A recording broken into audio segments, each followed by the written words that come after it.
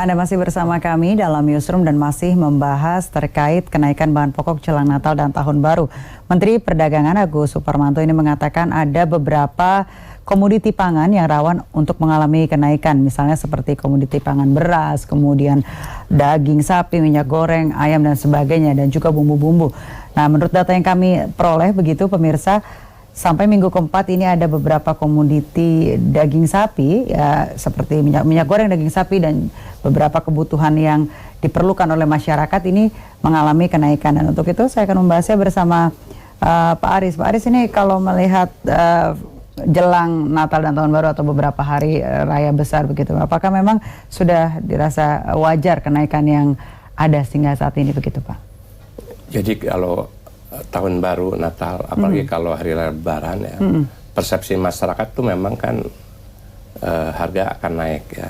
Sehingga dengan persepsi tersebut, apalagi karena juga tingkat permintaan biasanya kan liburan, lalu juga ada perayaan-perayaan.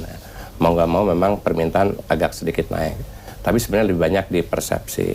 Karena persepsi, maka kadang-kadang para pedagang mereka memainkan gitu ya, menahan.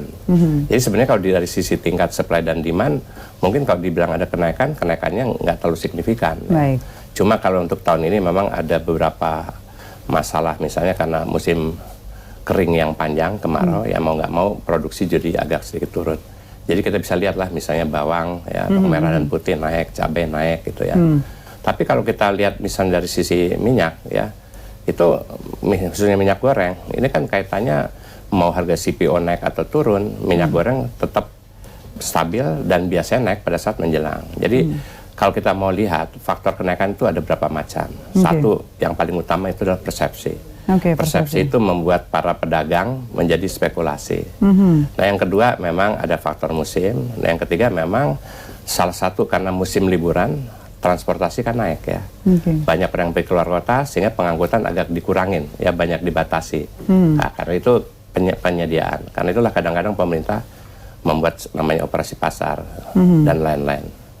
Saya kira itulah para penyebabnya ya. Baik, Pak Aris, kalau kita melihat tadi sempat disebutkan ada persepsi, terus ada juga pengadaan. Bagaimana terkait dengan faktor pengawasan, harusnya apa sih yang dilakukan pemerintah untuk menjaga begitu kestabilan harga-harga utamanya jelang hari raya begitu, Pak? Pertama adalah operasi pasar itu biasanya adalah kalau di kita kan ada Bulog ya, lalu tanggung jawabnya ada Menteri Perdagangan. Makanya biasanya yang bicara itu selalu Menteri Perdagangan. Tapi Menteri Perdagangan juga harus kerjasama dengan pelaku pasar ya. Biasanya Aprindo ya yang detail, karena mereka lah yang sebetulnya untuk distribusi dan segala macam. Nah sehingga ketiga komponen ini kalau mereka bersama-sama harusnya bisa menjaga. Tapi kita dari sisi pengalaman memang selalu naik ya.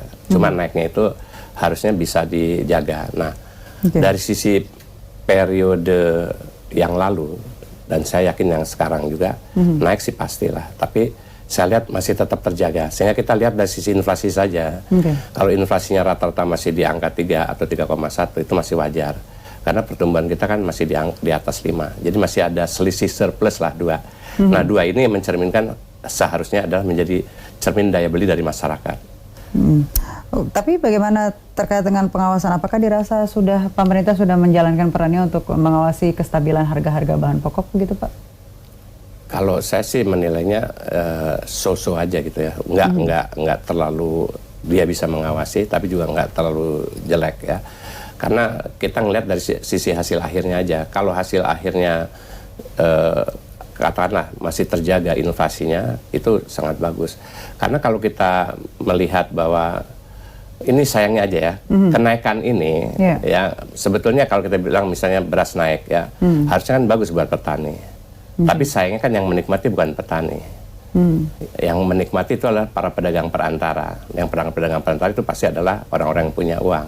Nah ini yang sebetulnya perlu dijaga oleh pemerintah ya, bahwa naik nggak ada masalah sepanjang wajar dari sisi inflasi, tapi apakah siapa penikmatnya? Kalau penikmatnya itu adalah katakanlah McLaren ya, para pedagang perantara, nah ini yang barangkali harus dijaga.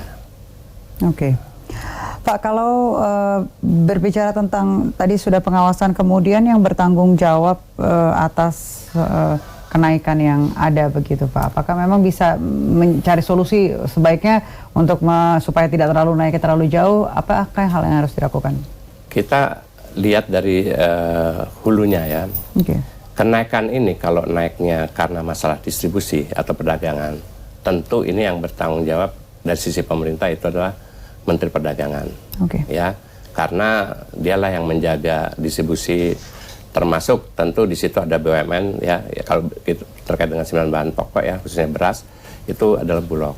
Tapi kalau dilihat dari sisi swasta, di situ ada asosiasi yang tentu dia harus membantu peran pemerintah. Nah, tapi kalau kita lihat dari sisi hulu, bahwa ini kadang-kadang naiknya karena memang supply-nya kurang ya. Bisa aja karena musim, bisa juga karena ini adalah di Menteri Pertanian ya. Dan juga kalau dia terkait dengan kan tentu Menteri Perikanan atau KKP ya. Nah, kerjasama antar lembaga inilah yang bisa menjaga dan seharusnya penuh bertanggung jawab terhadap Presiden. Tapi kalau kita melihat penanggung jawab utama ya tentu harusnya Presiden dan Wakil Presiden gitu ya.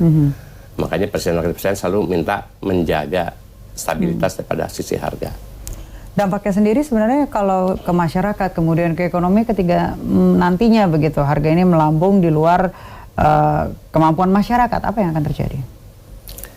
Kalau dia melampaui daripada daya beli masyarakat, tentu permintaan akan menurun ya. Dan yang akan terjadi kalau si penikmat, kan ini selalu ada selisih harga ya. Kalau si penikmatnya ini adalah golongan tertentu saja, umumnya pedagang atau spekulan, maka akan lebih terjadi kesenjangan. Karena si petani sendiri, walaupun dia menghasilkan, petani konvensional menghasilkan kebutuhan bahan pokok, tapi kan dia juga membeli. Ya, kalau dia membeli harga mahal, padahal pendapatan dari kenaikan harga ini dia tidak menikmati, maka berarti dia berkurang kesejahteraan. Jadi kesenjangan dari masyarakat yang kaya dengan yang miskin, khususnya masyarakat katanya si penikmat tadi kenaikan, nah itulah yang akan kurang baik bagi pertumbuhan ekonomi kita. Baik, Pak Aris, yang terjadi sekarang di lapangan begitu atau di pasar-pasar yang kami dapat datanya memang ada beberapa pengurangan dari daya beli atau omset dari pedagang kecil menurun begitu. Apakah itu memang kemudian menjadi salah satu efek dari kenaikan ini atau seperti apa Pak? Kalau kenaikan atau karena penurunan daya beli saat ini kan memang dari awal kita sudah menyatakan bahwa di tahun 2020 itu nanti ke depan ya, memang kita harus siap-siap menghadapi satu eskalasi ekonomi dunia yang juga berpengaruh ke Indonesia adalah mengenai masalah termasuk daya beli ya. Jadi kalau kita bisa tumbuh di atas 5 aja udah bagus ya. Syukur-syukur bisa lebih. Jadi ini kaitannya dengan kenaikan harga di tahun baru sebetulnya bisa dibilang ada kaitannya, tapi juga tidak ada kaitannya karena memang sudah diramalkan ke arah sana. Baik, Pak Aris, kami harus jeda sejenak. Pemirsa jangan kemana-mana, tetap bersama kami di Newsroom.